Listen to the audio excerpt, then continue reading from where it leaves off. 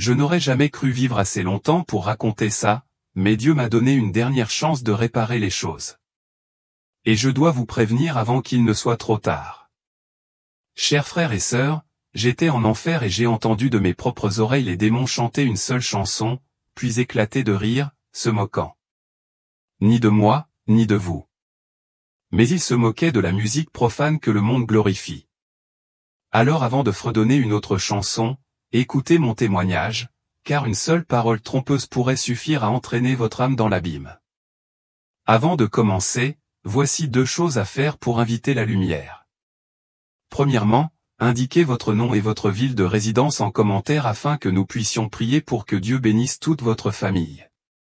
Deuxièmement, abonnez-vous à la chaîne pour que nous puissions partager ensemble la lumière de la vérité venue du Très-Haut. Si vous nous soutenez via le bouton Super Remerciement comme moyen de participer à cette mission d'éveil des âmes humaines, nous vous en serons profondément reconnaissants et offrirons votre cœur au Tout-Puissant. Je m'appelle Lucas et la musique a été mon battement de cœur dès le moment où j'ai pu tenir une mélodie. Dans une petite ville du Texas où la poussière retombait sur les rues tranquilles et où les cloches des églises marquaient les heures, j'ai grandi sur un porche affaissé, grattant une guitare d'occasion. Les mélodies semblaient jaillir du bois lui-même, parlant à mon âme dans une langue que je n'avais pas besoin d'apprendre. Les voisins me saluaient de la main au passage, leur sourire chaleureux, mais la foi n'était qu'un murmure lointain, noyé par mon désir de scène, d'une foule qui hurlait mon nom, de la gloire éclatante que je savais devoir m'attribuer. À 10 ans, je pouvais extraire de la musique de n'importe quoi, des cordes de guitare, des pots de batterie, et même du grincement d'un vieux piano dans le hall de l'école. Mes doigts se déplaçaient avec une habileté qui stupéfiait les professeurs et suscitait des halètements dans les foires locales. Ma mère, le regard doux de fierté, appelait cela un don de Dieu. Mais je le voyais différemment. Pour moi, c'était une clé pour m'échapper, une promesse d'argent, d'applaudissements et un nom qui résonnerait au-delà de notre ville endormie. Je m'entraînais jusqu'à en avoir mal aux mains, ma chambre remplie d'accords griffonnés et de rêves de gros titres. À 16 ans, j'ai rallié quelques camarades de classe pour former un groupe. On était brut, notre son était brut, mais l'étincelle était là. On jouait des reprises dans des bars miteux et des bals de fin d'année, le genre d'endroit où l'air sentait la bière éventée et l'espoir. La foule était petite, les acclamations modestes, mais chacune d'elles m'a enflammé. Le salaire couvrait à peine les sens, mais le frisson des applaudissements d'un inconnu, le rythme d'un concert, m'indiquait que c'était ma voix. Je me tenais sous les lumières vacillantes, ma voix surpassant les bavardages, sachant que ce n'était que le début. 2 ans plus tard, j'ai fait mon choix. Los Angeles m'appelait. Son horizon, un symbole de glamour et de chance. J'ai préparé un sac de sport, ma guitare en bandoulière, et j'ai laissé derrière moi la ville, ma famille, la vie que j'avais connue. Les prières de ma mère m'ont suivi jusqu'à la gare routière, sa voix me suppliant de rester proche de Dieu. J'ai hoché la tête, mais mon esprit était déjà plongé dans la ville, à la poursuite des lumières vives et des grandes scènes. Le succès exigeait des sacrifices, et j'étais prêt à les payer. Los Angeles promettait un monde où je pourrais devenir quelqu'un, et j'étais prêt à le saisir. La ville ne m'a pas déçu. C'était un kaléidoscope de sons et de couleurs, où les rêves flottaient dans l'air comme un brouillard. Mon groupe a trouvé des concerts dans des clubs sordides, notre musique se démarquant du brouhaha de milliers d'autres aspirants. Je restais éveillé dans un appartement exigu. La ville fredonnait ma berceuse, préparant notre ascension. C'était mon début, les premières notes d'une chanson que j'étais déterminé à écrire. Los Angeles m'a frappé comme un raz-de-marée, tout empailleté en chaos. Mon groupe a d'abord survécu, jouant dans des clubs crasseux où l'air sentait la sueur et la bière. Mais on s'est démené, et bientôt des salles plus grandes sont arrivées. La foule s'est amplifiée, les cris se sont intensifiés, et je me suis imprégné de l'ambiance, me sentant comme un roi. La vie nocturne de la ville m'a attiré encore plus profondément. Les invitations à des soirées exclusives ont commencé à affluer, suites en attique, villas sur les toits, lieux où se mêlent riches et célèbres. Je sirotais des alcools coûteux entourés de visages de couvertures de magazines et je pensais avoir réussi. Mais quelque chose dans ces soirées me semblait étrange, comme une ombre tapie derrière le glamour.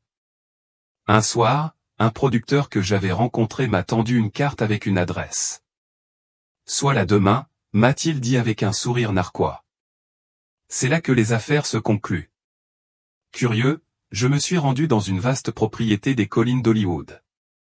Les murs de verre du manoir brillaient sous le clair de lune, et une étrange énergie pulsait à l'intérieur. La musique ne ressemblait à rien de ce que j'avais entendu. Elle vibrait d'un rythme qui me pénétrait la poitrine, hypnotique et troublant. Les paroles parlaient de se libérer, de défier toutes les règles, de prendre le pouvoir.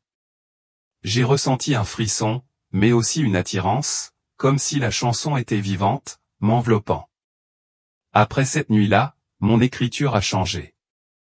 Des mots me sont venus, spontanés, sombres et audacieux, évoquant la rébellion et la liberté indomptée. Assis dans mon studio exigu, la plume volante, je créais des vers qui ne semblaient pas miens. Nos concerts ont explosé. Les fans se sont déhanchés, absorbés par la musique, scandant des paroles que j'avais du mal à reconnaître. Le succès a fait boule de neige. Une grande maison de disques nous a signé et nous avons sorti un album qui a atteint le sommet des charts. Les tournées ont rempli les salles et l'argent a afflué. J'ai acheté un élégant appartement avec vue sur l'océan, conduit une voiture qui faisait tourner les têtes, mais l'ombre grandissait. J'avais le sentiment tenace que quelque chose d'invisible me guidait. Ces soirées chics sont devenues mon univers. Je me retrouvais dans des pièces où les bougies vacillaient et où les voix chuchotaient, au-delà de la musique. Les managers et les artistes parlaient d'énergie et d'inspiration venues d'ailleurs. Au début, j'ai ri, pensant que c'était juste l'ambiance étrange de Los Angeles, mais les conversations ont pris une tournure plus sombre, rituelle, pacte pour accéder au pouvoir. Un soir, dans une propriété isolée, je l'ai vu. Un groupe s'est rassemblé dans une pièce faiblement éclairée, psalmodiant doucement, guidé par une silhouette à capuche. L'air était lourd, et la musique n'était pas qu'un son. C'était une force qui me pressait. Je suis reparti déstabilisé, mais l'image est restée, une graine plantée. Mes chansons devenaient plus intenses, leurs thèmes crus et indomptés. J'écrivais sur la poursuite des désirs, le dépassement des limites, la maîtrise de son propre destin. Les fans les dévoraient, les yeux vitreux tandis qu'ils chantaient, les mains levées comme pour adorer. Je me disais que c'était de l'art, mais au fond de moi, je sentais une porte s'ouvrir, une porte que je ne pouvais pas fermer. Ce mode de vie me consumait. Les nuits se transformaient en jours, alimentés par l'alcool, la drogue et des visages que j'oubliais à l'aube. Je me réveillais dans des endroits étranges, la tête pleine de battements, avec des fragments de mélodies étranges en tête. Je repoussais ce malaise, en quête du prochain high, du prochain tube. Pourtant, plus je grimpais, plus je me sentais vide. Les applaudissements sonnaient creux, l'argent était dérisoire. J'étais sur scène, acclamé par des milliers de personnes, mais je me sentais seul, comme si quelque chose m'observait, m'attendait. La musique était devenue une chaîne, me liant à un chemin que je n'avais pas choisi. J'ai commencé à remarquer des schémas récurrents. Certaines personnes, producteurs, influenceurs, semblent en savoir plus qu'ils ne le laissent paraître. Ils laissent entendre des sacrifices pour réussir, leurs yeux brillants de secret. J'aurais pu les ignorer, mais leurs paroles persistaient, une énigme que je ne pouvais résoudre. Un soir, je me retrouvais dans ce manoir. La même musique hypnotique résonnait plus fort, les paroles me trottaient dans les entrailles. Une femme s'approcha, le regard intense, et me tendit un verre. « Tu es des nôtres maintenant, dit-elle. » J'ai bu, et la pièce a virevolté, la musique m'engloutissant tout entier. À partir de ce moment-là, ma musique n'était plus seulement la mienne. Elle se déversait comme un torrent. Chaque chanson était plus sombre, plus autoritaire. Je terminais un morceau et fixais la page, me demandant d'où venaient les paroles. La frénésie de la foule grandissait, leur dévotion presque religieuse, et je me demandais ce que j'avais déclenché. Le cauchemar commençait subtilement, s'insinuant dans mon sommeil comme un brouillard. Je rêvais d'un vide noir où résonnaient mes chansons, chantées par des voix qui n'étaient pas humaines. Des rires s'ensuivirent, aigus et cruels, se moquant de moi tandis que les ombres dansaient au rythme de mes pas. Je me réveillais, le cœur battant, la pièce me paraissant trop petite. Un soir, après un spectacle, j'étais assis dans ma loge, le bourdonnement de la foule encore dans les oreilles. Le miroir en face de moi s'embua, malgré la chaleur de l'air. Un murmure fendit le silence, chante encore pour nous. Je me retournai, mais la pièce était vide. La voix persistait comme un frisson. Je me suis secoué, accusant l'épuisement. Mais les rêves empiraient. Des visages apparaissaient dans l'obscurité, leurs yeux creux, accusateurs, leur bouche formant mes paroles. Je me voyais sur scène, mais la foule n'était pas humaine. Des silhouettes tordues oscillaient, leur sourire trop large. Le sommeil devint un champ de bataille. Chaque nuit, un nouvel assaut. Un matin, mon téléphone sonna, me réveillant en sursaut. La voix de ma mère résonna, entrecoupée de sanglots. Si tu ne te tournes pas vers Dieu, il agira par amour ou par douleur. Je l'ai pressé de m'expliquer, d'une voix sèche, mais la ligne est restée coupée. J'ai fixé le téléphone, troublé, puis j'ai ravalé ma peur et je suis retourné au travail. Mon écriture a encore changé. Les mélodies surgissaient spontanément, comme si quelqu'un d'autre tenait la plume. Je m'asseyais dans mon studio, les lumières tamisées, et les mots lançaient des phrases que je n'aurais jamais pensé écrire. Un morceau se terminait, et je me sentais étranger à lui, comme si j'en avais été le réceptacle, et non le créateur. Les cauchemars s'intensifiaient. Je voyais des scènes en flammes, des foules scandant mon nom, mais leurs visages se fondaient en une masse monstrueuse. Des voix murmuraient mes paroles, les transformant en jurons. Je me réveillais, haletant. L'écho de leur rire résonnait dans mes oreilles. Pour m'échapper, je me suis tourné vers le whisky. Un verre le soir atténuait la peur. Laissez-moi dormir. Mais un verre s'est transformé en bouteille, puis en deux. L'alcool n'a pas arrêté les rêves. Il les a rendus plus vifs. Les ombres plus audacieuses. Je les voyais en plein jour, des silhouettes fugaces dans les coins, m'observant. Je me suis plongé dans la musique, espérant que le travail apaiserait cette peur. Mon groupe tournait sans relâche, ville après ville, la foule devenant chaque soir plus déchaînée. J'écrivais sur la route, les paroles jaillissant, chaque chanson plus sombre, plus autoritaire. Les fans la qualifiaient de géniale, mais je me sentais comme une marionnette, sans ficelle. Un soir, dans une chambre d'hôtel, j'ai trouvé un mot glissé sous ma porte. Pas de signature, juste un parchemin, tu es à eux maintenant. Je l'ai froissé, le cœur battant, et me suis servi un autre verre. Ces mots me hantaient, une vérité que je ne pouvais affronter. Je me suis dit que c'était une farce, mais le doute me rongeait. Les rêves devenaient incessants. Je voyais la maison de mon enfance, mais elle brûlait. Mes chansons résonnaient tandis que les flammes montaient.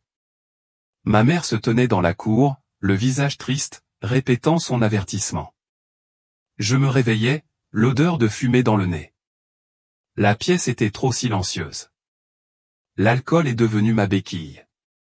Je buvais pour écrire, pour jouer, pour exister. Des bouteilles jonchaient mon studio, mes chambres d'hôtel, ma vie. Je m'évanouissais, espérant trouver le repos, mais les cauchemars m'attendaient, chacun plus clair, plus réel. Je voyais mon visage dans ces ombres, ma voix dans leur chant. Un soir, seul dans mon studio, mon dernier morceau jouait au casque. Son rythme était hypnotique. Le téléphone sonna à nouveau, 3 heures du matin. La voix tremblante de ma mère, ton temps est compté. Je lui criai de m'expliquer, mais l'appel fut coupé. Je restai assis à fixer l'écran noir. La chanson résonnait toujours, comme un battement de cœur. J'ai continué d'avancer, ignorant les signes. La renommée de mon groupe a explosé. Notre musique était partout, radio, club, playlist. Je voyais les fans chanter mes paroles, les yeux écarquillés, et je ressentais un frisson. La musique n'était pas seulement un son, c'était une force, et j'en étais le vecteur. Les avertissements s'accumulaient.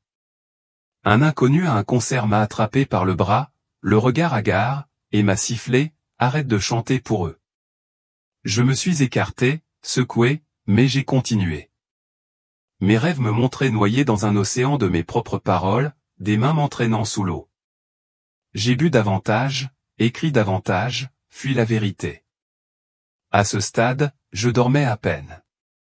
J'avais travaillé des nuits entières, à la recherche de nouvelles chansons, chacune étant une bouée de sauvetage. Mais les mélodies venaient trop facilement, les paroles trop parfaites. Je terminais un morceau et je sentais une présence, comme des yeux, dans mon dos. Je me perdais. Et je le savais. La nuit était brumeuse. Encore une fête où les visages étaient flous et la musique couvrait mes pensées. J'avais trop bu, pris des choses que je n'aurais pas dû reconnaître. Ma tête était un brouillard de lumière et de rire. La pièce tournait. L'air était lourd de fumée et de parfum, et j'avais besoin de rentrer chez moi pour m'échapper du silence. Je suis sorti en titubant, l'air nocturne de Los Angeles me cinglant la peau, le pouls de la ville résonnant comme un faible écho du mien. La rue était silencieuse, les lampadaires vacillaient comme des étoiles mourantes. Ma vision s'est embrouillée, le monde s'est incliné tandis que je descendais du trottoir. Un éclair m'a aveuglé, un crissement de pneus a déchiré la nuit, puis l'impact le métal contre la chair. Un craquement esséurant résonna dans mes os. La douleur m'engloutit, une marée m'emporta, et le monde devint noir. J'étais au-dessus, observant d'une manière ou d'une autre. Mon corps gisait, affaissé sur l'asphalte, une flaque de sang en dessous, reflet sombre de l'éclat de la ville. Des inconnus se rassemblèrent, leurs voix lointaines, paniquées, leurs mains flottant comme si elles avaient peur de se toucher. Les ambulanciers arrivèrent, leurs gestes précis et répétés, leurs cris s'estompant dans la nuit. Je ne ressentis rien, ni douleur, ni peur, juste une traction, froide et insistante, qui m'attirait vers le bas. La scène rétrécit, le monde réduit à un point lumineux. Une force m'empoigna. Non pas des mains, mais quelque chose d'immensément primitif, me tirant à travers un vide où le temps et l'espace se dissolvaient. J'essayais de résister, de m'accrocher à la lueur déclinante de la terre, mais en vain. L'air devint plus chaud, plus lourd, l'obscurité, une chose vivante, me serrant contre moi. La chaleur montait, insupportable, telle une fournaise brûlant sans flamme. L'odeur âcre du soufre m'étouffait, enveloppant mes sens. J'entendais des sons ou des cris, des rires, et pire encore, mes propres chansons transformées en quelque chose de monstrueux. Un hymne ignoble qui semblait surgir du néant lui-même. Je n'étais plus sur terre. J'étais ailleurs, quelque part, dans un endroit malsain. Et cette prise de conscience fut un poids qui annihila tout espoir. La descente se termina dans un cauchemar imprégné d'une vie maléfique. L'enfer s'ouvrit devant moi, une vaste étendue infinie où l'obscurité n'était pas seulement absence, mais une entité vivante se tordant et s'enroulant comme un serpent. L'air était lourd, chargé d'une chaleur qui me brûlait l'âme. Une odeur de soufre et de décomposition si forte qu'elle me collait à la gorge, transformant chaque respiration en un véritable combat. Ce n'était pas un rêve. C'était un royaume de tourments éternels, tissé de feu, de désespoir et des échos des âmes perdues. Des flammes rugissaient à travers le paysage non pas l'éclat fulgurant de la terre, mais un rouge terne et maladif, palpitant comme les veines d'un cœur malade. Elles dansaient en motifs irréguliers, léchant les formes se tordant de douleur, les âmes prisonnières d'un tourment éternel. Leurs cris, une plainte perçante qui ne cessait jamais. Le feu ne consumait pas, il torturait, sa chaleur, une douleur consciente qui s'infiltrait jusqu'au plus profond d'eux-mêmes, une punition implacable qui brûlait sans fin. Chaque cri portait un poids de regret, une histoire de choix faits et d'occasions perdues, un refrain qui me rongeait l'esprit. Le sol était fissuré et irrégulier, tel une terre brûlée après un cataclysme, palpitant faiblement comme s'il était vivant. Il irradiait la malice, chaque pas rappelant la haine des lieux envers tous ceux qui y pénétraient. Des ombres se déplaçaient dans l'obscurité, leurs formes indistinctes mais menaçantes, leur présence menaçante, anéantissant tout espoir. L'air était épais, presque solide, obstruant mes sens avec sa saleté, un mélange de chair en décomposition, d'offrandes brûlées et d'une pourriture plus profonde et innommable qui semblait provenir de l'abîme lui-même. Des démons surgirent de l'obscurité, leur corps grotesque, leur peau semblable à du cuir carbonisé, fendue de fissures d'où suintait une substance noire semblable à du goudron. Leurs yeux brillaient d'un jaune maladif, perçant l'obscurité d'une malice qui me semblait personnelle, comme s'ils avaient été appelés à moi. Ils se déplaçaient avec une grâce surnaturelle, leurs griffes grattant le sol, laissant des traces qui étincelaient comme des braises mourantes. Leur rire était un son rauque et tranchant, entrecoupant les cris ou une parodie de joie qui me glaçait le cœur. Ils chantaient, et le son me figeait l'esprit. C'était ma musique, les chansons que j'avais écrites dans les studios enfumés de Los Angeles, celles qui remplissaient les stades et occupaient les premières places des charts. Mais là, les mélodies étaient déformées, les rythmes déformés en quelque chose d'ignoble, un chant funèbre pour les damnés. Les paroles, autrefois évoquant la rébellion et le défi, étaient désormais des malédictions, des railleries qui résonnaient dans l'abîme, liant les âmes à leur souffrance. Ma voix, mon œuvre, était devenue leur outil, une arme dans ce cauchemar. J'ai vu une âme à proximité, à peine humaine, reconnaissable, le visage crispé tandis qu'il hurlait mes paroles dans un état second d'agonie. Un démon se dressait au-dessus de lui, sa voix rauque et grinçante, chantant mon refrain avec une joie teintée de cruauté. La douleur de l'âme s'intensifiait à chaque note, comme si la musique elle-même était un fouet qui frappait son esprit et le soumettait. Mes chansons, ma fierté, étaient devenus des instruments de tourment, leur rythme rythmant un châtiment éternel que j'avais contribué à créer. Les démons m'encerclaient, leur nombre grossissait, leur chant se répandait comme une peste à travers le paysage. Un autre de mes tubes retentit. Son tempo entraînant était devenu un chant funèbre. Ses paroles, une chaîne qui enchaînait les damnés. J'ai reconnu le morceau, celui que j'avais écrit dans un brouillard d'ivresse. Son refrain était désormais une arme entre leurs griffes. Un cruel rappel de ma propre arrogance. La foule d'âmes oscillait, non pas en dansant, mais en désespoir de cause. Leur mouvement était forcé par l'attraction cruelle de la musique. Une danse de damnés. Des grottes s'ouvraient au loin, leurs bouches béantes, noires, crachant de nouveaux cris et rires qui se mêlaient au chaos. De l'une d'elles, une silhouette trébucha, se tenant les oreilles tandis que ma musique jouait, d'un volume insupportable, un son qui couvrait ses supplications. Un démon me suivait, le sourire aux lèvres, chantant un couplet autrefois considéré comme intelligent en mon génie. C'était une sentence, un jugement gravé dans l'éternité de mon âme, la marque de mon échec. Le paysage changea, révélant des gouffres où les âmes s'enfonçaient dans des bassins en fusion. Leurs cris étouffaient mais incessants, une mer de souffrance. Des démons perchés aux abords, leur voix tissant mes mélodies en un chœur infernal qui ne s'arrêtait jamais. Chaque chanson était un fil qui tissait une tapisserie de souffrance qui s'étendait à perte de vue. Un monument à mes péchés.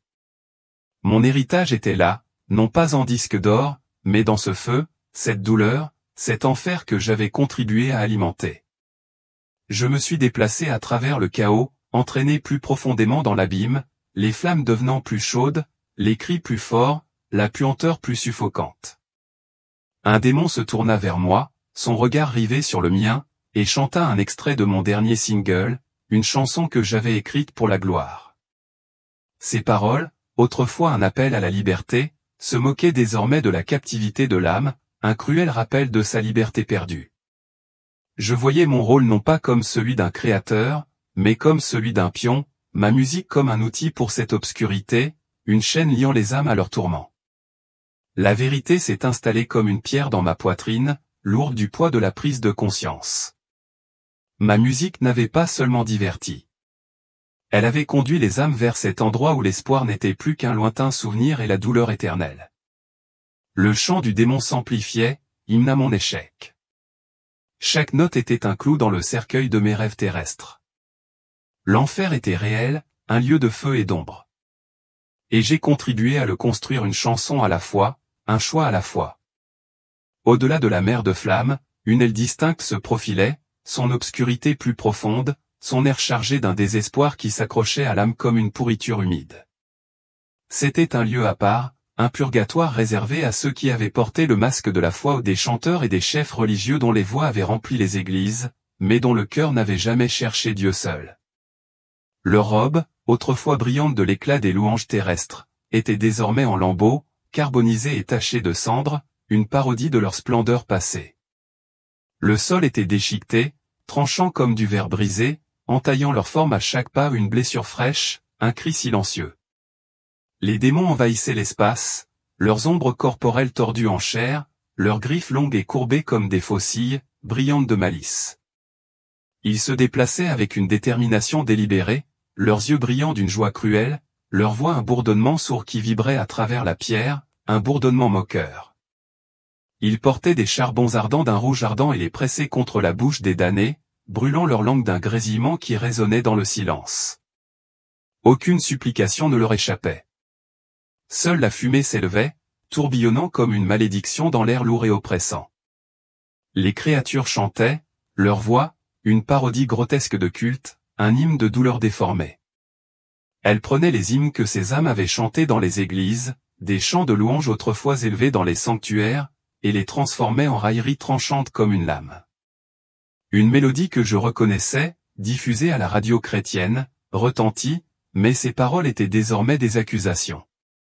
Chaque note était une trahison, un rappel de leur hypocrisie.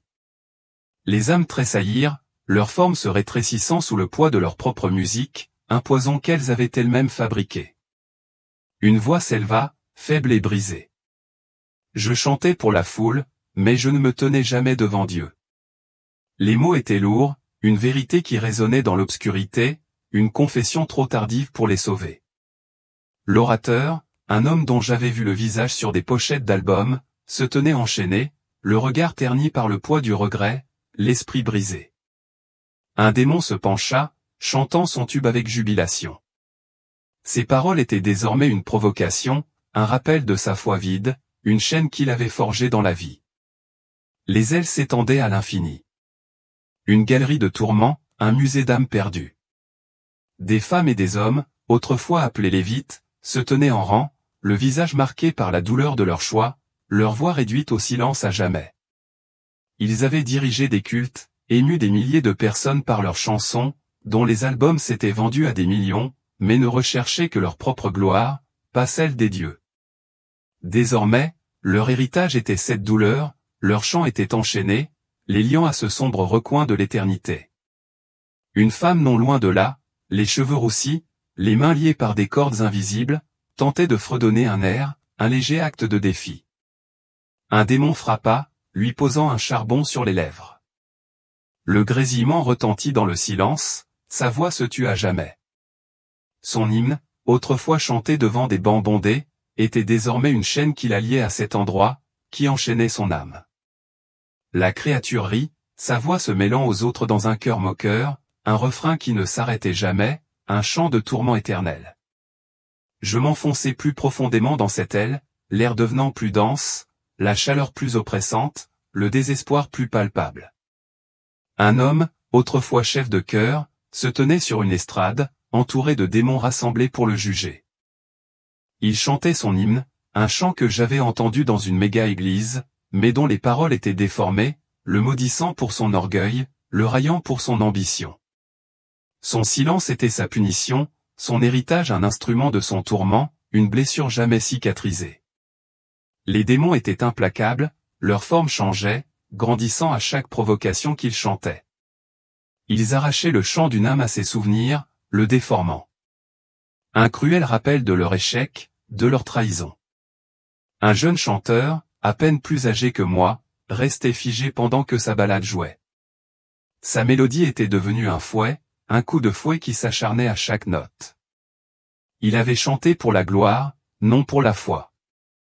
Et c'était là sa récompense, son jugement éternel. Des grottes bordaient les murs, chacune une cellule pour le tourment de l'âme, une prison qu'elle avait elle-même construite.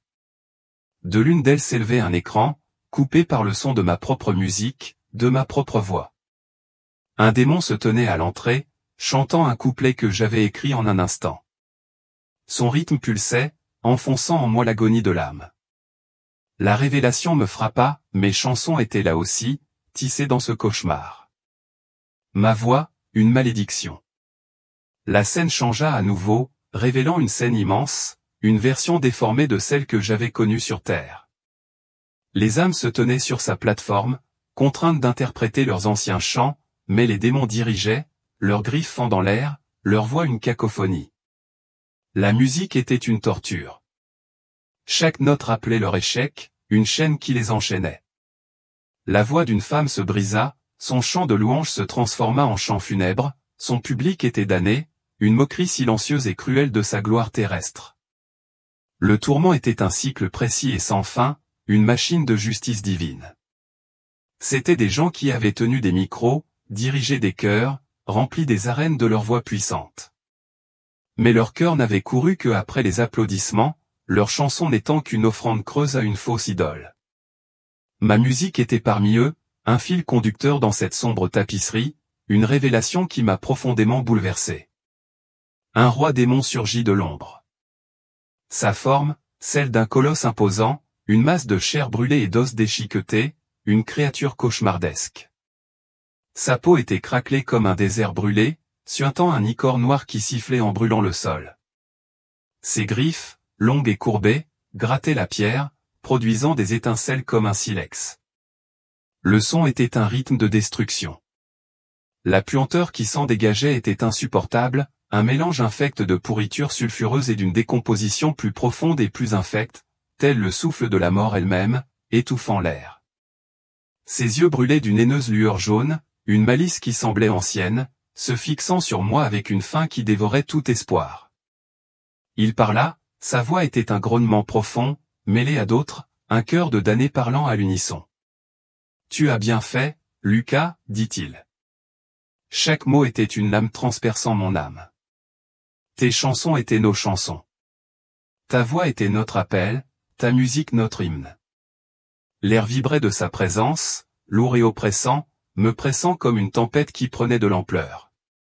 Un jugement auquel je ne pouvais échapper. Il se rapprochait de moi. Son sourire est un trait cruel et pervers. Ses dents brillent comme du verre brisé. Des milliers de personnes t'ont entendu, ont vibré à ton rythme, ont vécu tes paroles, ont suivi tes mensonges. Il marqua une pause, laissant la vérité s'installer, son regard sans jamais vaciller. Ils ont dansé dans les clubs, chanté dans les rues, embrassé ta rébellion, ton défi. J'ai vu des éclairs, des stades bondés de fans, tous pareils, scandant ma musique partout. Une marée que j'avais déclenchée, une vague qui les emporta vers cet abîme. La voix du démon se fit plus froide, ses mots posés. Chacun d'eux pesait lourd. Tu as ouvert des portes, tu les as conduits jusqu'à nous, jusqu'ici. Il faisait un geste vers l'abîme où les âmes hurlaient, mes chansons résonnant dans leur tourment, bande-son de leur douleur. Chaque parole, chaque rythme, chaque chanson a construit cela, disait-il. Ma poitrine se serra, le poids de mes choix me parut évident. Une chaîne que j'avais forgée note par note. Une prison que j'avais façonnée de mes propres mains. Elle se rapprochait, son souffle était un vent chaud et venimeux, sa puanteur un poison. Tu te croyais libre, une étoile brillante. Son rire était perçant, tranchant les cris autour de nous, un son qui faisait écho à ma honte. Tu es à nous maintenant, rien de plus. La vérité m'a fait mal. Une révélation, ma célébrité, ma musique, ma vie avait servi cette obscurité, et non mes rêves une trahison que j'avais acceptée. Aucune récompense n'attend ici, dit-il d'une voix sifflante. Seul le châtiment attend. Éternel et juste, pour toujours. Les mots tombèrent comme des pierres, définitifs et inflexibles. Une sentence sans appel. J'ai vu ma vie des nuits entières, des disques d'or, des foules en liesse et j'ai su qu'elle m'avait conduit ici, dans ce gouffre où mes chansons alimentaient la souffrance, un feu que j'avais allumé. Le démon se déplaçait, m'encerclant comme un prédateur, ses griffes traçant un rythme qui correspondait à ma musique, une parodie de ma propre création. Il chantait un extrait de mon plus grand tube. La mélodie se déformait, les mots une malédiction, un sort qui enchaînait les damnés. Le son était une blessure, un rappel de mon rôle dans ce cauchemar. Ma voix, autrefois mon pouvoir, était désormais une arme entre leurs mains. J'ai vu une âme à proximité. Son corps fléchissait sous le regard du démon, son esprit brisé. Elle chantait un autre de mes morceaux, sa voix se mêlant aux cris. Les paroles étaient un coup porté à l'essence de l'âme. J'ai reconnu la chanson, une chanson que j'avais écrite dans un brouillard d'ambition. Son refrain était désormais une chaîne qui le liait à cet endroit. Mon travail était partout, un fil sombre tissé dans la tapisserie de l'enfer, un monument à mon échec. Le roi démon s'arrêta, les yeux plissés, la voix grondante. Tu les as menés jusqu'à nous, et maintenant tu les rejoins. Il désignait les flammes où les âmes se tordaient. Ma musique, leur tourment, mon héritage, une malédiction. Ton nom, ta célébrité, ne signifie rien ici.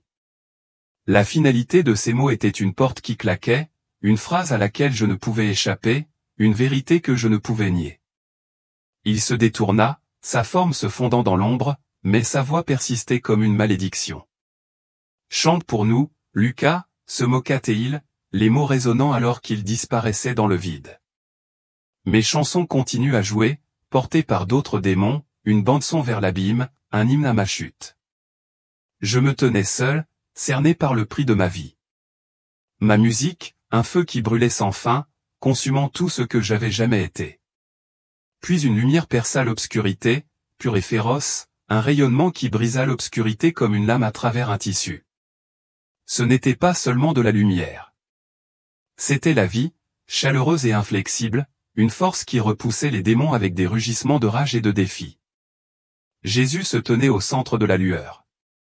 Sa silhouette, simple mais imposante, était calme, dissipant le chaos de l'abîme.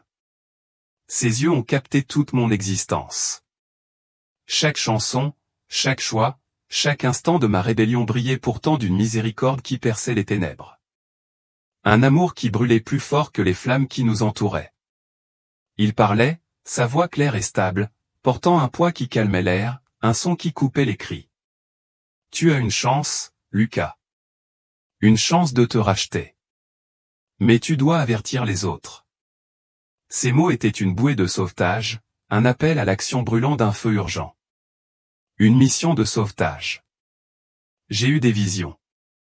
Mes concerts, mes fans, leurs visages, jeunes et perdus, se balançant au rythme des paroles qui les avaient liés à cette obscurité. Une chaîne que j'avais forgée avec ma musique. La lumière devint plus forte, révélant des aperçus de la promesse du paradis, un monde au-delà de ce cauchemar. Les champs s'étendaient à l'infini, leur herbe tissée de lumière, scintillant dans une brise qui sentait le printemps, la vie éternelle. Les rivières coulaient, leurs eaux claires et pures, chantant un doux hymne de repos, une mélodie qui apaisait mon âme.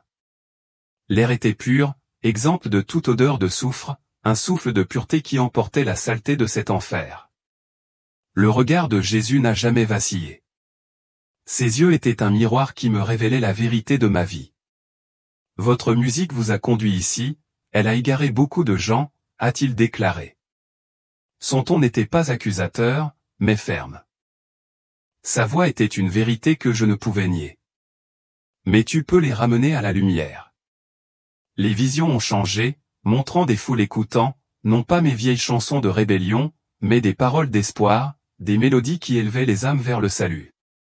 Sa lumière m'offrait un chemin, un moyen de réparer le mal que j'avais causé, une chance de reconstruire. Les cris des démons s'estompèrent, leur pouvoir brisé par sa présence, leur forme se rétrécissant en ombre. Les flammes se retirèrent, leur chaleur ne me touchant plus, leur lueur atténuée par son rayonnement. J'ai vu mon passé et les studios, les fêtes, les paroles que j'avais écrites avec fierté mais aussi un avenir où ma voix pourrait guérir, libérer, sauver. La lueur du ciel persistait, promesse d'une paix à laquelle j'aspirais.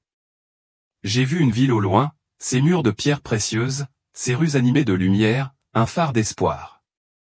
Les âmes s'y déplaçaient, leurs visages rayonnants, libérés des chaînes de ce lieu, leur voix un cœur de joie. La voix de Jésus portait un commandement enveloppé d'amour. Retourne, Lucas, et dis la vérité. Ces paroles étaient un feu qui a brûlé mes chaînes, un appel à l'action.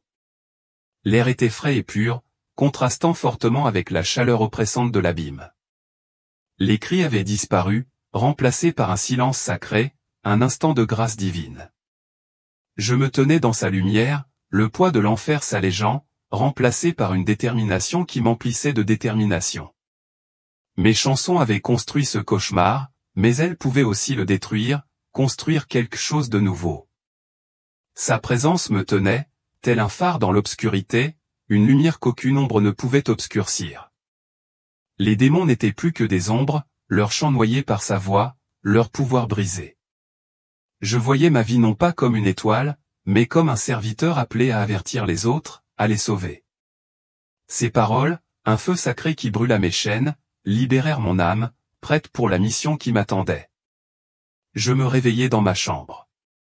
Le doux bourdonnement de l'air nocturne contrastait fortement avec le chaos que j'avais laissé derrière moi. J'ouvris les yeux sur une chambre d'hôpital. Le bip des machines s'estompa dans le silence, rappelant le monde dans lequel j'étais revenu. Ma mère se tenait près de moi, agenouillée près de mon lit, les mains jointes, ses prières, un doux hymne qui emplissait l'espace d'espoir. Elle me vit remuer, le visage usé mais radieux, les yeux brillants de soulagement, témoignage de sa foi inébranlable. « Dieu t'a ramené, Lucas, dit-elle d'une voix ferme, un roc de foi au milieu d'une mer de miracles. Il t'a ramené. » La pièce était sombre, l'air frais et pur, à milieu du feu que j'avais vu. Je restais immobile, le corps lourd. Le souvenir de mon voyage était vif, une tapisserie d'horreur et d'espoir. Les flammes de l'enfer, les chants des démons, la lumière de la miséricorde de Jésus, tout cela brûlait dans mon esprit. Un contraste qui traçait mon nouveau chemin. Je savais qu'on m'avait donné une seconde chance. Un but que je porterais avec moi pour toujours. Une mission que je ne pouvais ignorer. J'ai parlé. Ma voix, les mots jaillissant comme une rivière qui se déverse. Je lui ai parlé de l'abîme, de ses ténèbres, d'une créature vivante cruelle et cruelle. Les démons chantant mes chansons, leur rire un tourment profond. J'ai décrit l'aile du chanteur, leur bouche brûlée, leur adoration transformée en chaîne, leur voix volée par l'obscurité. Elle écoutait, sa main sur la mienne, sa foi comme une encre solide dans la tempête de mon histoire, une lumière qui ne vacillait jamais. Le lit d'hôpital était dur, les draps frais et frais, m'enracinant dans ce monde, un rappel de la vie. Je lui ai parlé de Jésus, sa lumière perçant les ténèbres, sa voix m'appelant à avertir les autres, à racheter ma musique. Les visions du ciel, ces chants de lumière, ces fleuves de paix se déversèrent, un espoir qui contrebalançait l'horreur, une promesse de salut. Ma mère hocha la tête, les yeux brillants, ses prières, un fil incessant qui avait tissé cet instant, m'avait ramené à la réalité. Dehors, la nuit était calme, le bourdonnement lointain de la ville, un faible écho du monde extérieur. Mes chansons avaient résonné en enfer, leur héritage de feu. Mais maintenant, je voyais les chants du paradis, une chance de réécrire leurs chants. J'ai donné ma vie à Jésus. Puis, dans cette pièce silencieuse, j'ai fait un vœu, le servir, lui donner ma voix. Ma musique, autrefois un instrument des ténèbres, était désormais une arme de lumière, une clé pour ouvrir les cœurs. Nous avons discuté toute la nuit, tandis que les heures s'écoulaient, que l'aube approchait. Je partageais les paroles du roi démon, son jugement attendant mon âme. Mes chants étaient son instrument, une malédiction que j'avais chantée. Elle parlait de ses prières, de sa foi, de l'amour maternel qui avait traversé la tombe et m'avait tiré de l'abîme. La pièce semblait sacrée, un sanctuaire né de la vérité, d'une grâce, un lieu où l'espoir renaît. La lumière du matin filtrait à travers les stores, douce et dorée, promesse d'un jour nouveau. L'hôpital s'agitait autour de nous. Les infirmières circulaient dans les couloirs, mais nous restions dans notre moment présent, un espace sacré et silencieux. Je voyais mon objectif clair, clair comme l'aube, avertir les autres, chanter pour Dieu, réparer le mal que j'avais causé. La foi de ma mère m'avait porté jusqu'ici, et je la perpétuerai. Une mission, une lumière à partager. J'ai quitté la musique profane, rompant avec les labels, les tournées, la vie que j'avais bâtie sur la vanité et l'orgueil. Mon ancienne vie, ces scènes scintillantes et ces acclamations creuses, avaient disparu ou une ombre que je ne courais plus après. Ma voix, autrefois instrument des ténèbres, était devenue une arme de lumière. Un don que j'avais mal utilisé, mais que j'avais désormais retrouvé. J'avais vu le prix de mes chansons dans le feu de l'enfer. Une vérité que je ne pourrai jamais oublier. Une leçon que je garderai à jamais. Je m'adresse désormais aux jeunes, à tous ceux qui m'écoutent, les mettant en garde contre le pouvoir de la musique. Les paroles peuvent piéger ou libérer, lier ou élever à un choix qui façonne le chemin de l'âme. J'écris mes propres chansons, des chants de louange. Chaque note est une prière, chaque mélodie un hymne pour les guider vers Dieu. Ma mission est claire, réparer le mal que j'ai causé, guider les âmes de l'ombre à la lumière, chanter un nouveau chant. Lors des rassemblements, je partage mon histoire, l'abîme, les démons, la lumière qui m'a sauvé. Je parle de scènes transformées en flammes, de chants devenus tourments, d'une miséricorde qui m'a ramené à la vie. Certains écoutent, les yeux écarquillés, hochant la tête en entendant. D'autres se moquent et se détournent. Mais je continue, la voix ferme. Chaque cœur touché est une victoire. Chaque âme sauvée est une étincelle. Une âme tirée de l'ombre que j'avais autrefois projetée. Une lumière que j'avais contribué à allumer. Ma musique est désormais simple, brute, mais vraie, un reflet de la vérité que j'ai vue. Je chante dans les petites églises, dans les salles communautaires, dans les rues où errent les perdus, partout où l'on m'appelle. Mon don, autrefois un symbole de fierté, sert désormais celui qui m'a racheté. Celui qui a donné une seconde chance à ma vie. J'avais égaré des gens. Maintenant, je les guide vers Dieu, vers un chemin où leurs chants peuvent s'élever librement. La route n'est pas facile. Le chemin n'est pas toujours clair. Le poids de mon passé persiste, rappelle des choix faits, des torts causés. Mais je le porte avec détermination. Un fardeau qui nourrit ma mission, me pousse à parler. Chaque note que je chante maintenant brise des chaînes. Chaque mot est une prière qui élève, une prière qui rapproche une âme de la lumière. Ceci est mon nouveau chant, ma nouvelle vie, un témoignage à celui qui m'a sauvé. Le voyage de Lucas est terminé, mais son témoignage brille de mille feux. Un appel au réveil venu des confins de l'éternité. Un cri qui résonne dans le cœur. Son histoire est un avertissement, une vérité, la musique n'est pas neutre. Elle façonne les âmes, ouvre les portes de la lumière ou des ténèbres, du salut ou des chaînes. Vous avez vu son chemin, sa descente et sa rédemption. Maintenant, regardez le vôtre. Quelles chansons emplissent votre cœur, votre esprit, votre foi? Vous élevez-elles vers Dieu ou vous enfermez-elles dans l'ombre? Partagez vos pensées ci-dessous et soutenez-les d'un grand merci pour que la lumière de Dieu vous guide maintenant et toujours. Un phare dans un monde de chansons. Le premier semestre de cette année a été marqué par d'intenses bouleversements. L'avez-vous constaté aussi? Le temps semble s'écouler à une vitesse inhabituelle. Troubles politiques, catastrophes naturelles et instabilité mondiale se produisent partout. Les événements se succèdent sans relâche, comme si une trompette invisible résonnait au loin. Tout cela pourrait-il être le signe que quelque chose d'énorme se rapproche? La réponse se trouve peut-être dans le témoignage d'un homme décédé aujourd'hui. L'un d'eux a déjà commencé à se manifester. Ces événements ne sont pas seulement mondiaux. C'est un signal d'alarme pour chaque individu. Vous n'êtes pas ici par hasard.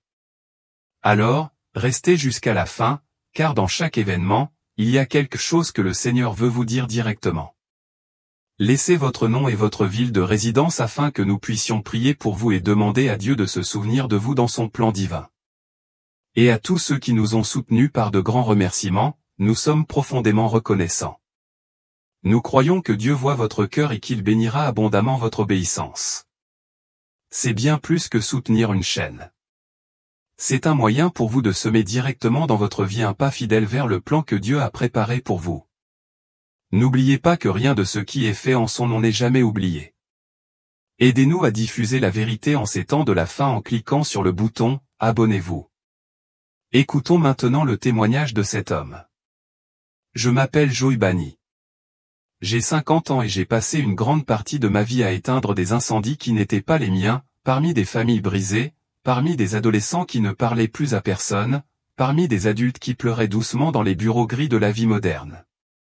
Conseiller familial, m'ont-ils dit, mais je n'étais qu'un homme fatigué qui essayait de réparer ce que personne ne voulait vraiment réparer. Je me souviens de ce matin-là. C'était un jour d'avril ordinaire, comme les autres. J'avais parlé à une mère qui se sentait responsable du suicide de son fils. Elle l'avait trouvé pendu à la poutre du garage et ne pouvait plus prier. Je lui avais dit des mots auxquels même moi je ne croyais pas vraiment, Dieu est proche des cœurs brisés. Elle avait hoché la tête, mais ses yeux étaient vides, et peut-être les miens aussi.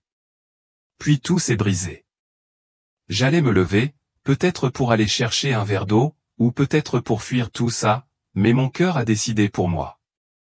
J'ai ressenti une douleur soudaine, mais pas forte, juste un vide, un effondrement intérieur. Les voix se sont étendues comme des échos dans une grotte, et les murs du bureau ont commencé à se courber. Je me suis effondré sans crier, sans mélodrame. Pourtant, à partir de ce moment-là, tout a commencé à briller. Je ne sais pas comment c'est arrivé, mais je me suis retrouvé très haut, suspendu au-dessus de mon corps. Je le regardais avec un étrange détachement, comme s'il s'agissait d'un vieux costume abandonné sur une chaise. Mes collègues criaient. L'un d'eux appelait les secours. Une femme pleurait, la tête entre les mains. J'ai tout vu. J'ai tout entendu, mais je n'ai ressenti aucune peur. Juste un silence clair, plus réel que le bruit. Puis cette présence est arrivée. Ce n'était pas une silhouette apparue soudainement, mais une réalité qui imprégnait tout. La pièce devint lumière, et la lumière devint chair, et la chair fut Jésus non pas comme dans les peintures, ni comme dans les récits de mes grands-parents pentecôtistes. Non, c'était une présence vivante, pleine, irrésistible. C'était un feu qui ne brûlait pas, une vérité qui ne blessait pas, un amour qui ne demandait aucune explication. Ses yeux me regardaient comme personne ne l'avait jamais fait. C'était comme s'il voyait tout de moi, l'enfant blessé, l'adolescent en colère, le mari raté, l'homme qui cherchait Dieu mais le confondait avec son devoir. Pourtant, il ne me jugeait pas. Il m'aimait inconditionnellement. Alors, c'est la fin, me suis-je demandé intérieurement, sans un mot. Non, répondit-il. Sa voix ne venait pas de sa bouche, mais du centre de mon être. Joey, ce n'est pas encore fini. Je dois te montrer ce qui va se passer. Le son de mon nom prononcé par lui était comme une racine qui se développait en moi. Je ne comprenais pas ce qu'il voulait dire. Mais avant même que je puisse répondre, avant même que je puisse formuler une pensée, l'espace autour de nous commença à se transformer. Le décor du bureau s'est évanoui comme poussière au vent. Le temps s'est déformé, et tout ce que je connaissais s'est évanoui. Un voyage commençait, et je n'étais pas prêt. Tout a commencé dans un lieu à la fois vaste et étouffant. Je n'étais plus dans un monde sans ciel ni terre. C'était comme si j'avais été projeté dans l'esprit fracturé d'une civilisation mourante, une structure colossale suspendue dans un vide infini, une cathédrale de pensée abandonnée par son propre créateur. Le silence qui régnait là n'était pas la paix, mais la paralysie. Le bâtiment n'avait ni angle ni centre, seulement des murs sans fin s'étendant dans toutes les directions, remplis de hautes étagères grises qui pliaient sous le poids de livres poussiéreux. Ils n'avaient pas de titre. Leur dos était cassant, les bords brûlés comme brûlés par le temps. L'air était lourd de l'odeur de moisi du vieux papier et d'une légère fumée, comme une bibliothèque ayant survécu à 1000 incendies, mais ayant oublié sa fonction. Je me mis à marcher, bien que le sol sous mes pieds fût différent de tout ce que j'avais connu. Il craquait comme du vieux bois, mais c'était du verre translucide, et en dessous s'agitaient des ombres sans visage, des pensées agitées, abandonnées, enfouies sous des couches d'idées obsolètes. À chaque pas, j'avais l'impression de fouler les ruines d'un intellect oublié. Je comprenais instinctivement qu'il s'agissait d'un dépôt de savoir humain, non pas tel qu'il était à son apogée, mais tel qu'il était sur le déclin. Ce n'était pas de la sagesse. C'était le vestige d'un savoir, désormais en déclin, confus et replié sur lui-même. Des silhouettes s'agitaient autour de moi. des hommes et des femmes de tous âges, impeccablement vêtus, comme prêts pour une réunion officielle, n'exprimaient pourtant aucune lumière. Leurs yeux étaient creux, leurs mouvements mécaniques. Ils tenaient ces mêmes volumes gris. Ils les feuilletaient désespérément, parcourant page après page avec des doigts tremblants, le regard errant, à la recherche de la vérité, ou peut-être de la clarté. Mais ils ne trouvèrent jamais rien. Une fois un livre terminé, ils le remettaient en place et en prenaient un autre, puis un autre encore. Souvent, ils revenaient au même, relisant ces pages vides, comme si la répétition pouvait en révéler le sens. C'était un cycle de désespoir silencieux, un désert déguisé en bibliothèque. Ils avaient soif, mais les puits étaient à sec. Personne ne parlait. Personne ne pleurait. C'était comme si la douleur de la futilité était devenue partie intégrante du mobilier, acceptée et inéluctable. Puis j'ai remarqué que les murs sculptés dans la pierre lisse vibraient d'inscriptions dans toutes les langues jamais parlées. Elles brillaient faiblement, comme vivantes. Je me suis senti attiré par elles, et je n'étais pas seul. Un jeune homme s'est approché d'une inscription écrite en latin. Sa posture et ses vêtements le désignaient comme un érudit, peut-être un scientifique. Ses yeux brûlaient d'une soif intellectuelle. Il tendit la main et effleura les lettres du doigt. En un instant, la lumière disparut. L'écriture se transforma en cendre, ruisselant le long de son costume. Il recula de douleur, mais personne ne se tourna pour l'aider. Personne ne broncha. Son cri n'était qu'un son parmi les pages bruissantes et le silence résonnant. Et puis il était là. Je ne l'avais pas vu arriver, mais soudain, Jésus se tenait à mes côtés. Nul besoin de présentation. Sa présence n'emplissait pas la pièce.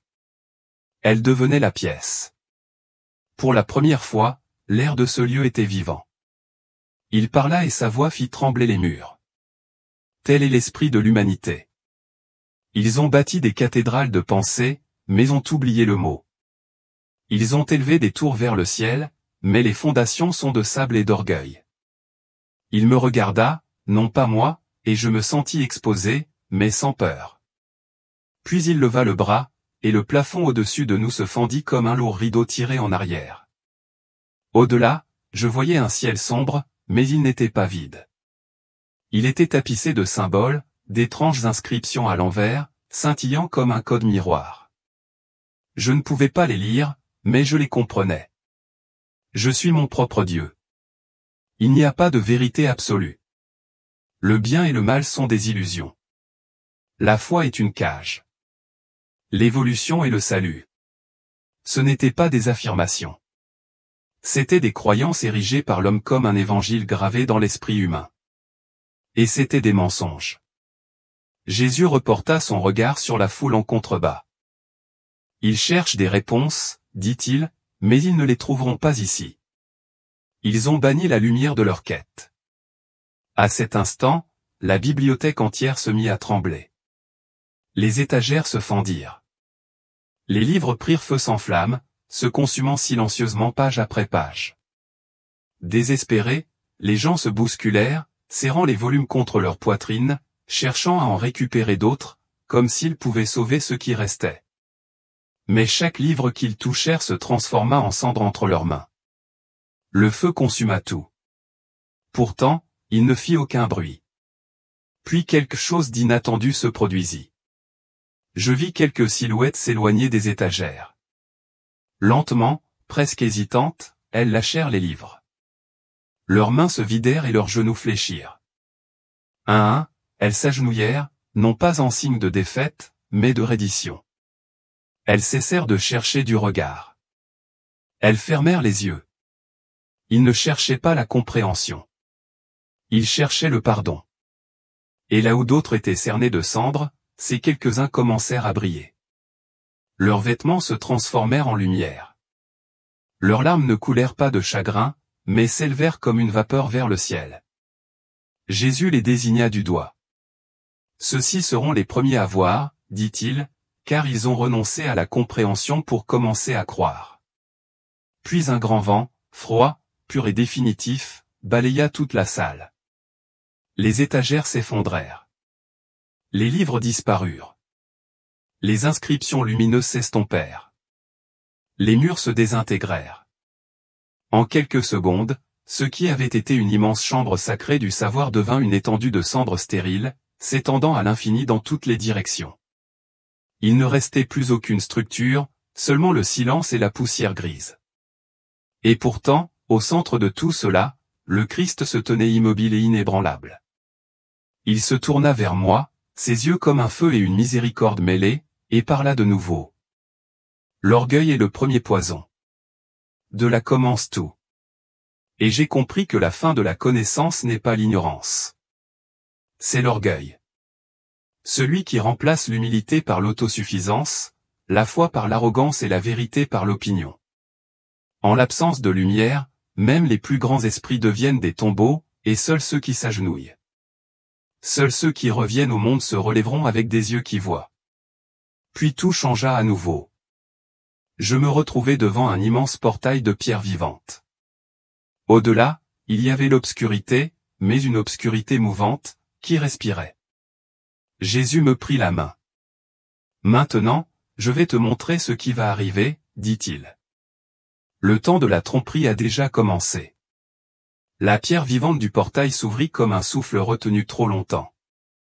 L'air qui en sortit était dense, non seulement d'obscurité, mais de quelque chose de pire encore, une sensation de familiarité. L'odeur n'était ni celle du soufre ni celle de la mort, mais celle de quelque chose que je connaissais bien, comme l'odeur d'un vieux livre de théologie ou d'une image Sainte-Jaunie. C'était l'odeur du sacré corrompu. Nous sommes entrés. Le monde qui s'offrait à moi était le nôtre. Même ville, même lumière, même foule dans les centres commerciaux, mêmes applications de prière et de méditation spirituelle en ligne. Mais quelque chose était différent. Je ne l'ai pas vu immédiatement. C'était dans les détails, dans les sourires trop parfaits, dans les visages d'hommes et de femmes qui parlaient d'amour universel d'une voix monocorde, sans poids, comme s'ils récitaient une publicité. Les chairs étaient devenues des estrades, les accessoires de la Bible, le nom de Jésus, une marque pour apaiser les consciences. J'ai vu une église. Elle était pleine, une musique parfaite, des lumières colorées, un jeune pasteur avec des baskets de collection et un micro invisible.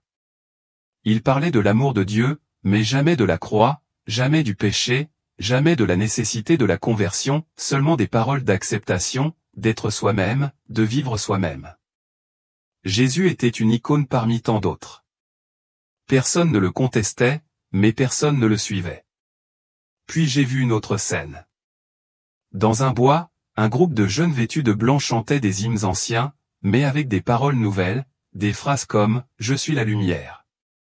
Je suis le chemin, l'un d'eux serrait un cristal contre sa poitrine.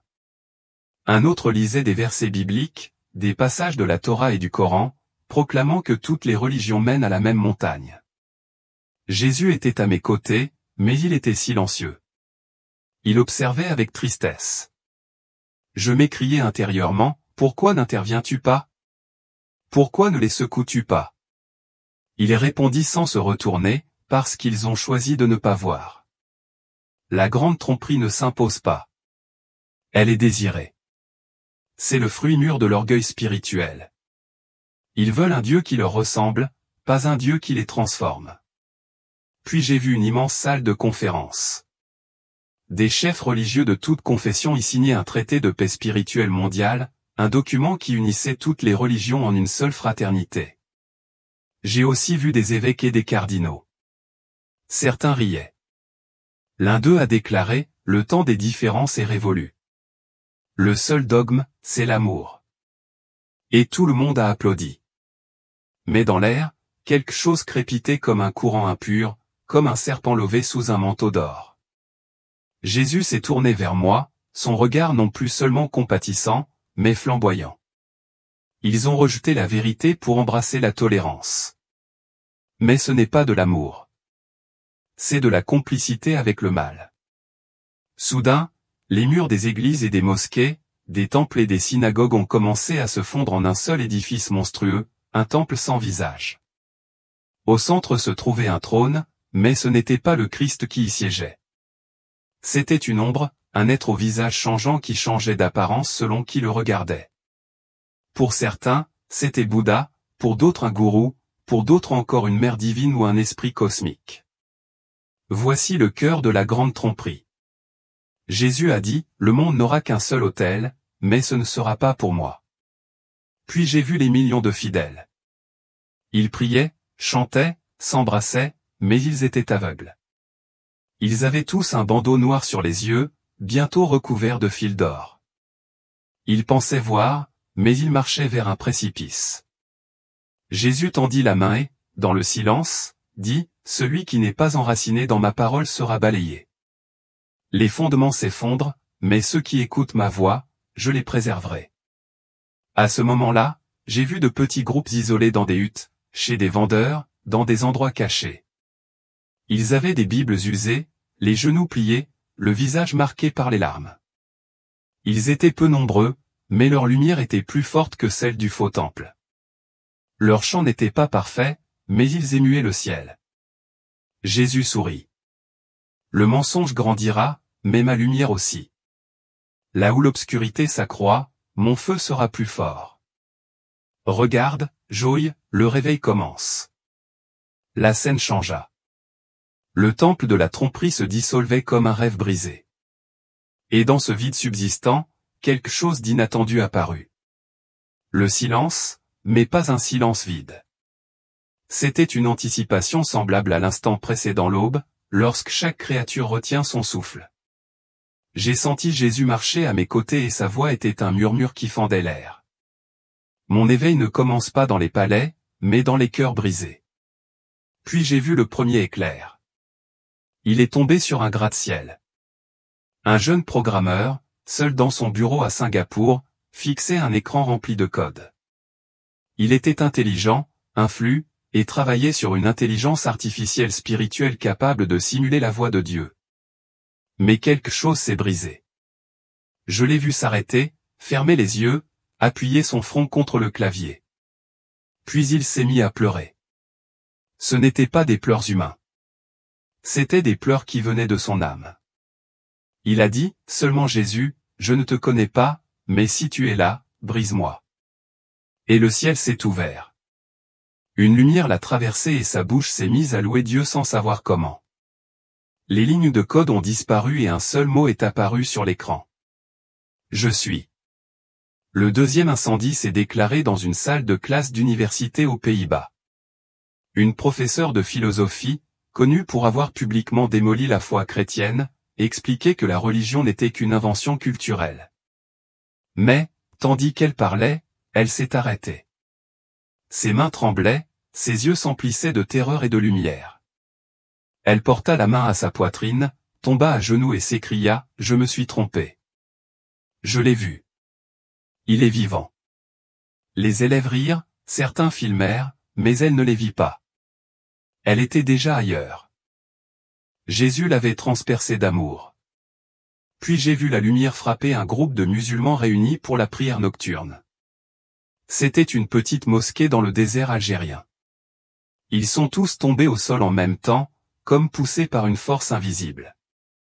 Un garçon se leva le premier, les yeux grands ouverts, pleins de feu. « J'ai vu Issa » s'écria-t-il. Vêtu de blanc, les mains percées, il me dit qu'il est la voix. Le muezzin tenta de l'en empêcher, mais il était trop tard. L'éveil avait commencé là aussi. Le feu ne connaissait aucune frontière. Je l'ai vu dans un sous-sol d'Hollywood, où deux jeunes actrices ont brûlé les scénarios qu'elles avaient signés pour l'argent et le succès.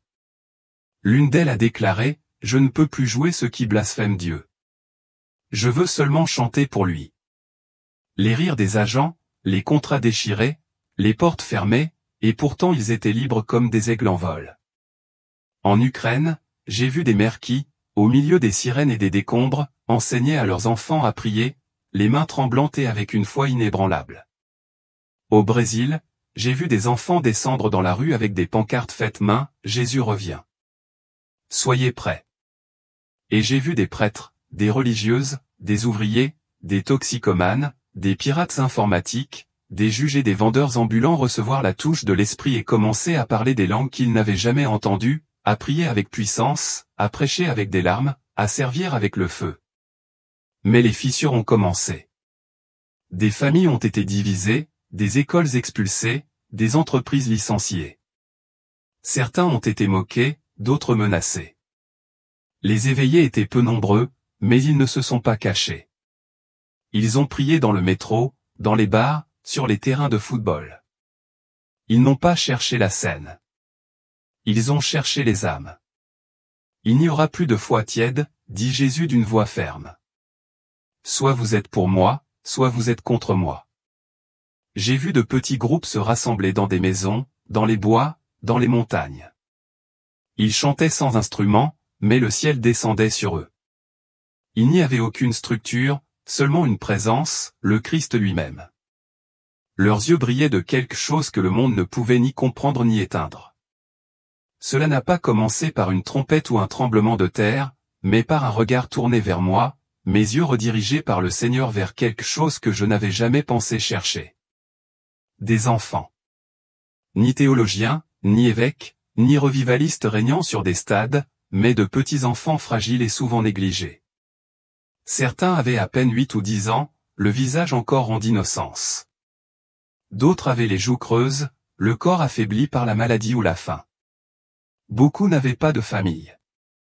Certains vivaient dans des orphelinats. D'autres étaient allongés dans des lits d'hôpital, reliés à des machines. Pourtant, en chacun d'eux se trouvait quelque chose que le monde avait perdu depuis longtemps. Une pureté non souillée par le cynisme. Une flamme que l'orgueil n'avait pas entamée. J'ai vu leur visage non pas en un seul endroit, mais à travers les nations, les continents, les langues et les cultures. Et partout, ils s'élevaient. Dans un village indien isolé, la poussière volait sous les pieds nus d'un jeune garçon qui courait vers le centre de la place. Sa chemise pendait amplement sur sa silhouette frêle, mais ses yeux brillaient d'une lueur surnaturelle. Il n'avait ni Bible, ni éducation formelle, ni titre, seulement une certitude inébranlable dans son cœur.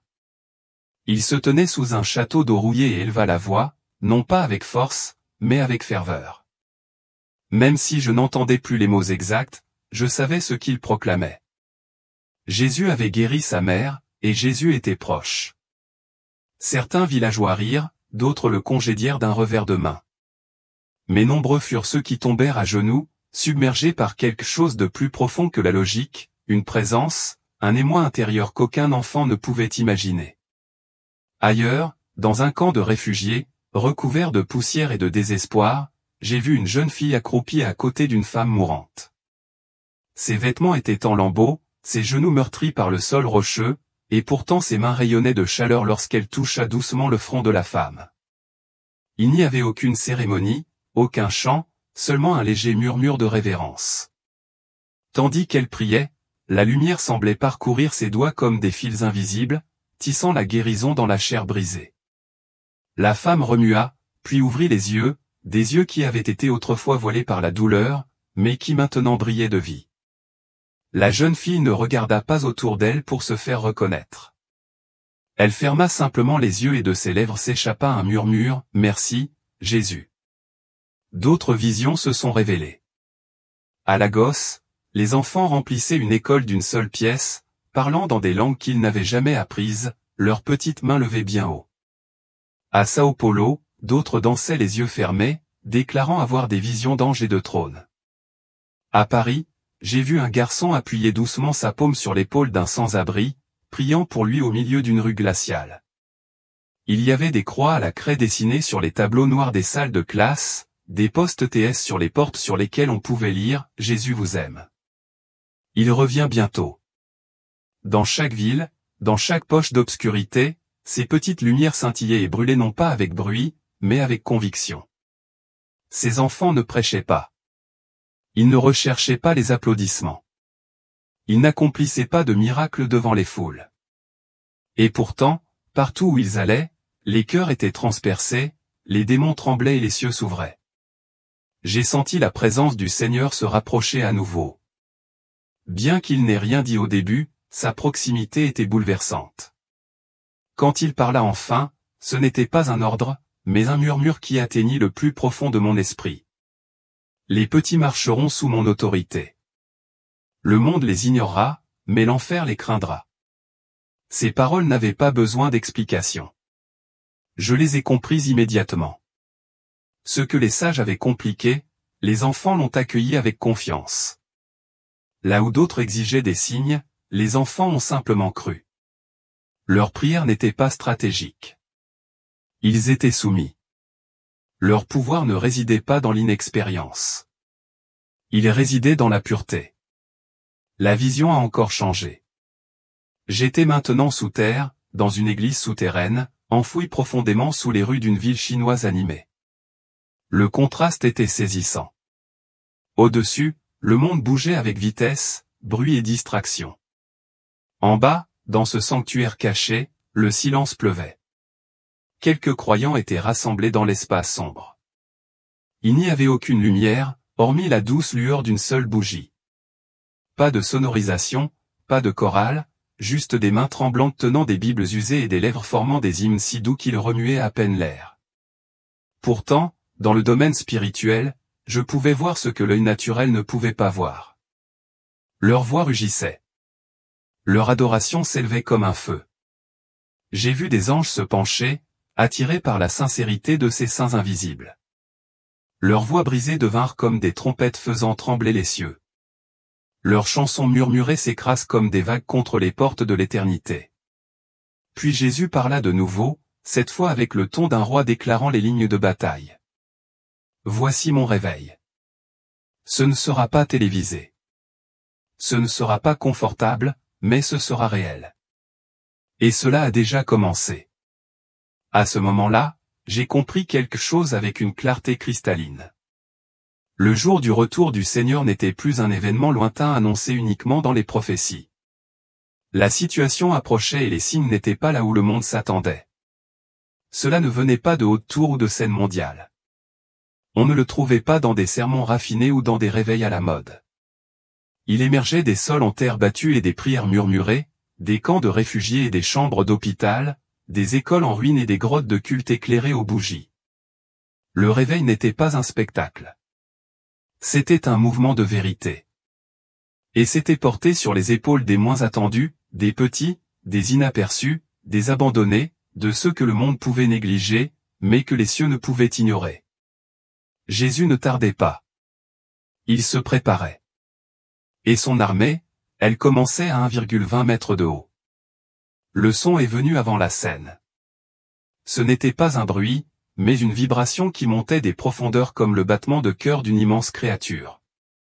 Puis j'ai vu la terre, des continents entiers trembler sous des cieux de cuivre. Il n'a pas plu, il n'y a pas eu de vent.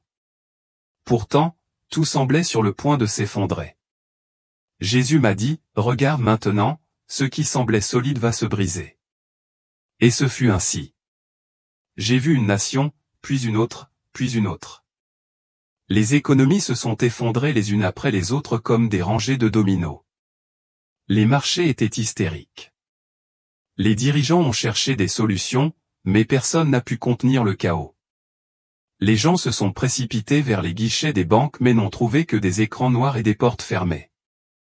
J'ai vu des gens se presser dans les supermarchés, se bousculer, crier, mendier, mais les rayons étaient vides et la panique était devenue une nouvelle religion. Puis le ciel s'est ouvert au-dessus d'une capitale européenne. Une tempête de feu a frappé des infrastructures technologiques que le monde considérait comme invulnérables. La panne d'électricité était mondiale. En une seule journée, la communication s'est effondrée. Pas de signal, pas de connexion, seulement le silence numérique. Mais dans le cœur de l'homme, il n'y avait pas de silence. Il y avait des cris. J'ai vu des familles divisées non pas par des guerres mais par des valeurs, des frères contre des sœurs, des pères contre des enfants. Une mère pleurait devant la porte de sa maison tandis que son fils lui criait de ne jamais revenir, simplement parce qu'elle avait commencé à lire la Bible. J'ai vu des églises implosées, des pasteurs accusés, trahis, abandonnés. Certains ont choisi de fermer, d'autres ont changé leur message pour survivre. Mais ceux qui sont restés fermes ont été persécutés. Les fidèles qui croyaient encore à la parole étaient considérés comme des fanatiques, dangereux, désobéissants. Jésus m'a alors montré les fondements de ces vies. Certaines maisons spirituelles ont été construites sur le sable, la culture, la commodité, l'appartenance sociale, l'émotion. Lorsque le vent de la crise a soufflé, ces maisons se sont effondrées avec fracas. Mais ensuite j'ai vu d'autres maisons, plus simples, avec des murs écaillés mais des fondations profondes. Ceux-là n'ont pas bougé. J'ai vu des parents apprendre à leurs enfants à prier avec des couvertures et des bougies. J'ai vu des personnes âgées avec la Bible sur leurs genoux tandis que la ville brûlait dehors. J'ai vu des hommes qui ont tout perdu mais qui ont continué à faire des éloges. Le grand tremblement n'était pas seulement économique ou politique. C'était moral, spirituel. Tout était testé. Amitié, mariage, appel, ministère. J'ai vu une jeune missionnaire de retour d'un pays en guerre, implorer son fiancé de ne pas la quitter. Il a répondu, « Je ne peux pas vivre avec un fanatique qui croit encore que Jésus est le seul chemin. » Elle ferma les yeux, une larme coula sur sa joue. Mais ensuite elle a dit, « Alors je quitterai tout, mais pas lui. » Et elle s'éloigna de tout ce qu'elle aimait pour l'amour de quelqu'un qu'elle ne voyait pas, mais en qui elle croyait. Jésus m'a murmuré, « Maintenant tu comprendras pourquoi j'ai dit que celui qui veut sauver sa vie la perdra, mais celui qui perd sa vie à cause de moi la trouvera. » Puis j'ai vu les églises qui avaient résisté. Elles étaient peu nombreuses.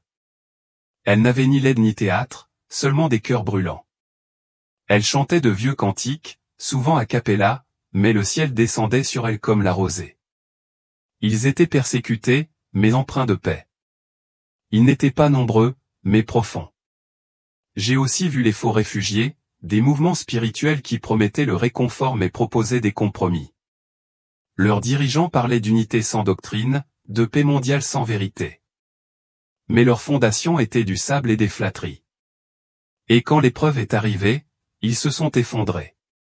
Jésus me regarda à nouveau, cette fois avec des yeux remplis de feu et de miséricorde. Ce tremblement sert à séparer l'éternel du temporaire. Ce n'est pas une punition. C'est une miséricorde profonde, car beaucoup dormaient et doivent maintenant se réveiller. La dernière image représentait une croix au milieu d'un champ dévasté. Tout autour, il n'y avait que des cendres, mais de la croix émanait une lumière subtile et constante qui montait vers le ciel tel un fil d'or. « Alignez-vous sur cette croix, dit Jésus, car la moisson est proche. » La croix resta là, dans le champ brûlé, tel un phare au milieu de nulle part. Autour d'elle, les vestiges du monde tremblaient encore. Mais soudain, je l'ai vue. Un souffle de vent a soulevé les cendres et les a transformées en grains dorés. Le champ tout entier a changé sous mes yeux. Il était vaste, sans limite, et débordé d'épis mûrs, prêt à être récolté. Jésus se tenait au bord de la plaine, le visage tourné vers l'horizon. « Le temps de la moisson est arrivé, dit-il. Mais les moissonneurs ne seront pas ceux que le monde attend. » Et ils commencèrent à arriver. Ce n'étaient pas des prédicateurs célèbres ni des théologiens de théâtre. C'étaient des femmes qui avaient tout perdu mais qui continuaient à prier, des hommes qui avaient abandonné le succès pour la fidélité à l'Évangile, des jeunes anonymes aux yeux brûlants. Ils ne parlaient pas d'eux-mêmes. Ils parlaient de lui avec les mains marquées par le labeur et le cœur brisé par l'amour. Ils parcouraient les champs du monde et rassemblaient les âmes une à une, sans clameur, avec larmes et prières.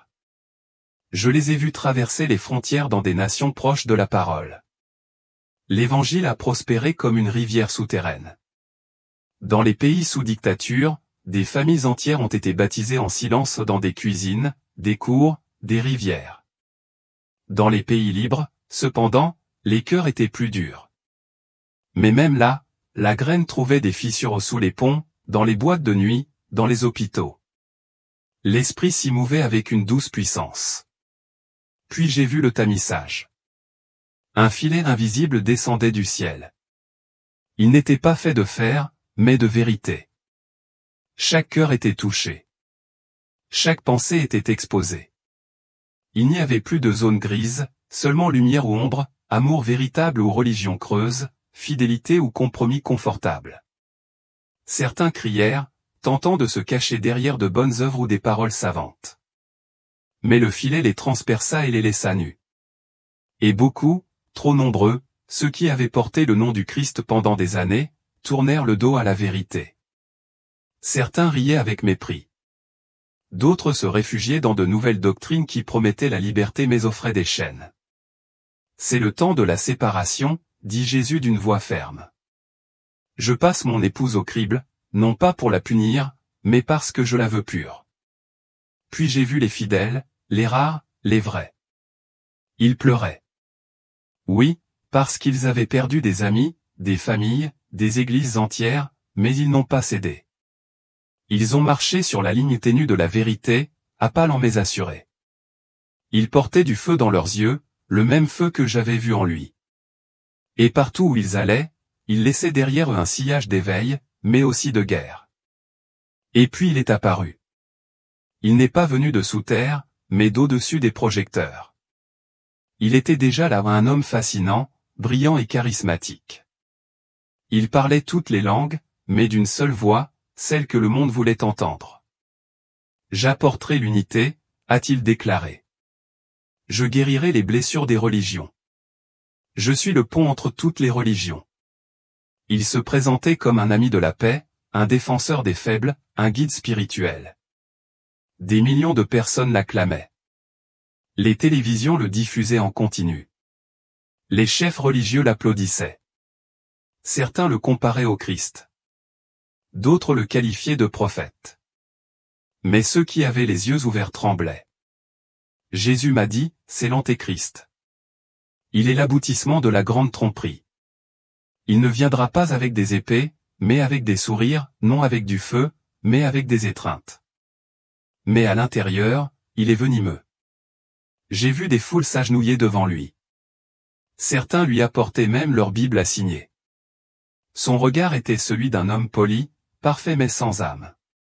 Chaque mot qui sortait de sa bouche semblait comme du miel mais apportait la paralysie, à l'exception de la nouvelle révélation. Il a dit, laissez le passé derrière vous. Unissez-vous dans la lumière du progrès spirituel. Et au cœur de nombreuses églises, j'ai vu un nouveau signe. Le Christ n'est pas le seul chemin. L'amour est le chemin. Et la vérité a été crucifiée à nouveau, cette fois à l'intérieur des églises. Jésus m'a alors montré un petit groupe caché dans les bois, une Bible usée, une bougie vacillante, du pain rompu et des chants faibles mais vrais. Ce sont les miens, dit-il. Je les ai réservés pour la fin des temps. Ils ne plieront pas. Ils ne se vendront pas et ils ne seront pas seuls.